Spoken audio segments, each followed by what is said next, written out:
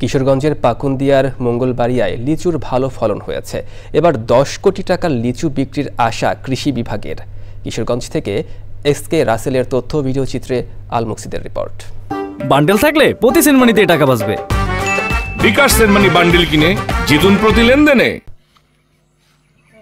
কিশোরগঞ্জের মঙ্গলবাড়িয়া গ্রামের অনেকেই এখন লিচু চাষের আয়কে জীবিকা নির্বাহে এবং আত্মকর্মসংস্থানের মাধ্যম হিসেবে বেছে নিয়েছেন।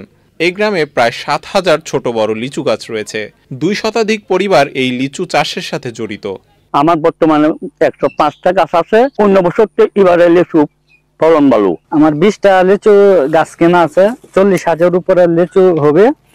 আশা করি সবকিছু খরচ গিয়েও ১ লক্ষ টাকা লাভবান হবে। মঙ্গলবাড়ি লিচু বিখ্যাত, যার কারণে এখানে আসা, প্রতি বছর এখানে আসি। মঙ্গলবাড়ি লিচু দেখার জন্য আসছি, তারপর খাওয়ার জন্য আসছি এখানে। পাইকারদের মাধ্যমে দেশের বিভিন্ন স্থানে যাচ্ছে এই লিচু। কৃষি বিভাগ বলছে প্রতি বছরের মতো এবারও ১০ কোটি টাকার বেশি লিচু বিক্রি হবে।